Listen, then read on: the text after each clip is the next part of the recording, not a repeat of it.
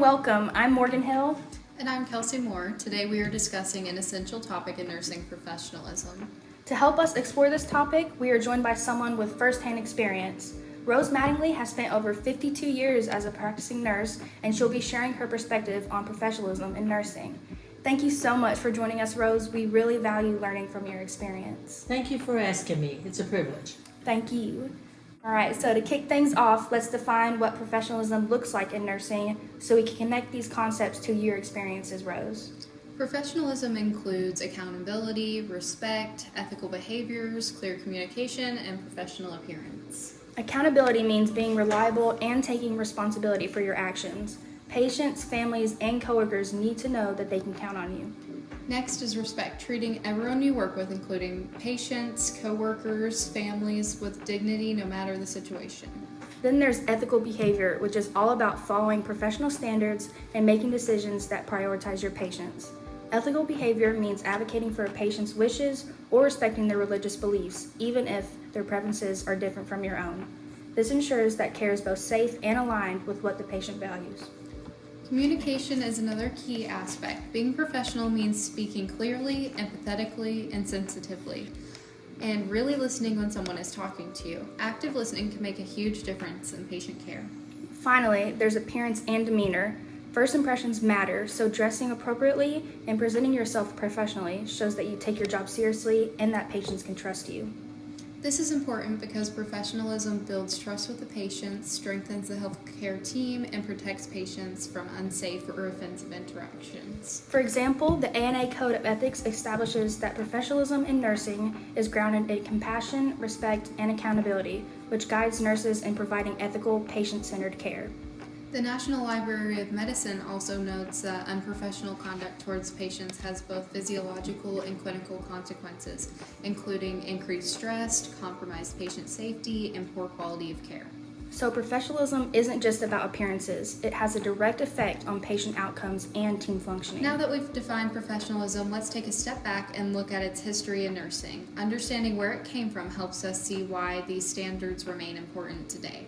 Florence Nightingale, who is often considered the founder of modern nursing professionalism, emphasized hygiene, organization, and accountability, which are qualities that are still essential today. Since Nightingale's time, professionalism has evolved to include advanced communication skills, cultural sensitivity, and technology. But Nightingale's standards of trust, respect, and ethical behavior still remain very important. On the topic of the nursing career evolving, Rose, you've witnessed so many of these changes firsthand. How have you seen nursing transform throughout your career? In the beginning of my nursing career, we were taught to give offer a back rub to every patient at night, to offer them a bedtime snack. I don't see that happening. I don't see that personal touch happening nearly as much now. And then documentation has changed tremendously. My nursing career began when nurses had to print, not use cursive, and had to document everything on paper. You often didn't get to sit down and really document until the end of your shift because you were too busy working with patients. And then nurses always rounded with the doctors. And I found that to be so important, and I never see that happen anymore. Nurses reported to each other each shift, so they knew what happened to the patient the last shift. They knew what the patient's needs were. And the doctors were never very good, and still aren't, I'm sure, at reading what the nurses have documented, so that lots of times there was a missing link that nurses and doctors now don't communicate nearly like they did then. I think computers, I would have to say, have been the biggest transforming cycle in nursing, that a computer goes in the room with the patient, that the computer nurse is able to document right then what she does, instead of having to do it, like I said, at the end of a shift where you might forget things. And then because of that, I find that it has become so much more impersonal. The doctor or the nurse is looking at the computer a whole lot more than they're really looking at the verbal and nonverbal communication from that patient. Which can really affect the entire patient outcome when they don't feel cared about. Just Absolutely. because, and it's easy to ignore a patient whenever you're charting on a computer and not make eye contact and show active listening. So I think technology has definitely affected us in that way, but has helped us in many ways as well. All right. And then, what does professionalism mean to you in your nursing role? To me, professionalism reveals my values, my attitudes, my actions toward other individuals, which show that I'm dedicated to giving them the best quality of care I can, physical and emotional. And regardless of their race or religion or culture or gender, regardless of their attitude toward me, I feel like I need to remain professional at all times. Professionalism is definitely an important part of nursing. Can you tell our listeners a little bit about your nursing career and the roles you've had? Sure. It started that I married and moved away as soon as I graduated from nursing school in Louisville. I moved to the mountains of southwestern Virginia, and there helped to open a brand new hospital, and that was a great experience. And then worked with a lot of LPNs, licensed practical nurses, who had been serving as charge nurses and medication nurses and knew a whole lot more than I did in nursing. And then nursing evolved to where those LPNs weren't quite as capable of doing everything when they really were. They were my educators. That's a negative criticism, but it was really there. And then after I worked 11 years in the hospital and worked up from staff nurse to charge nurse to supervisor to head nurse of OB and ER. And then I moved from there and went to work in a physician's office, an OBGYN. Got to go and train to do OB ultrasounds, which I absolutely loved. That was so much fun. Did find some bad things occasionally, of course. And then did a lot of non-stress tests to evaluate healthy pregnancies in later pregnancy. And then from there went to work in a general surgeon's office, and for 9 years did that. Great experience, and really worked with a lot of breast cancer patients, so that I was there from the time they were first told of their diagnosis through their chemo and radiation and all. Not that we administered that, but got very involved emotionally and physically, very supportive and compassionate through that. That was so important. Then I had ill parents and also moved back to Kentucky. Went to work in a psychiatric facility. Found that to be probably the most challenging role I'd ever had in nursing, and did that for only 14 months. But found some of the most challenging even to remain professional there, because even an example of my own unprofessional behavior that I worked with 10 to 13-year-old teenagers, male and female, and would find that those who had family who were supportive would bring them nice supplies, and the others wouldn't have anything good, just have the old industrial type shampoos or clothing and all.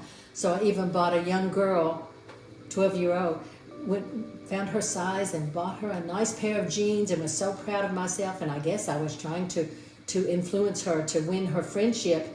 And that really turned around on me, where she couldn't accept love, and I didn't realize that.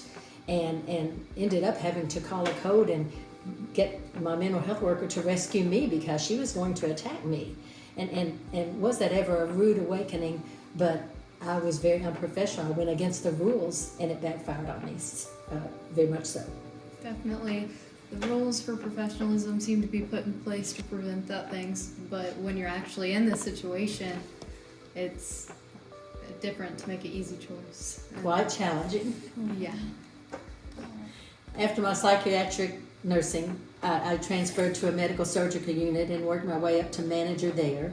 Then I ended up, my last official position was with an organization where Humana at Home, where I worked as a case manager. Didn't do actual hands-on nursing, but went into the home all the time and reconciled medicine and made sure they kept their appointments, and even visited people weekly for 4 years.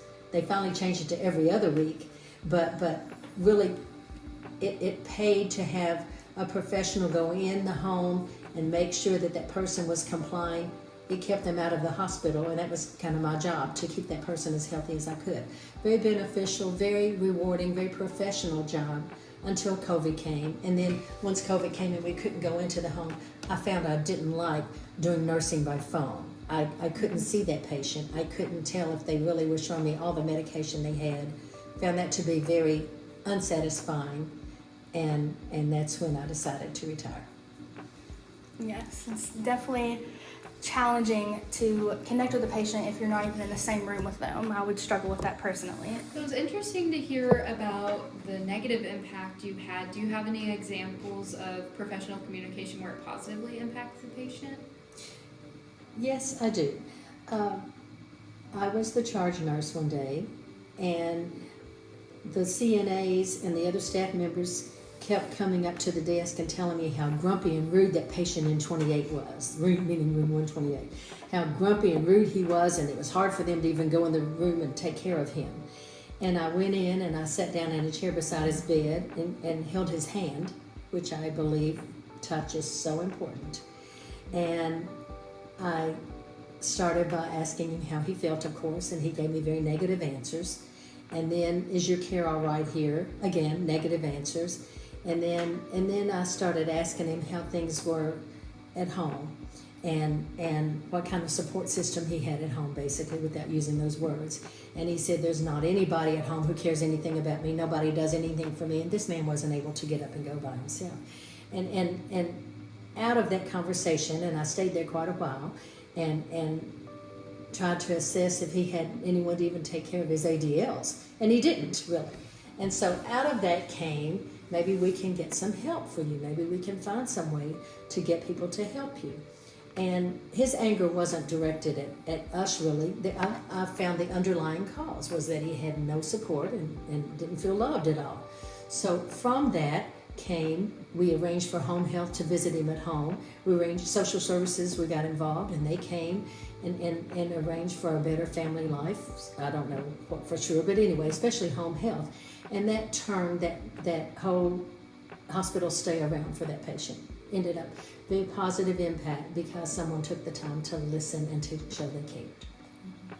Showing that you're listening and just providing active listening for your patient really helps the patient open up and trust their nurse, which I think is super important.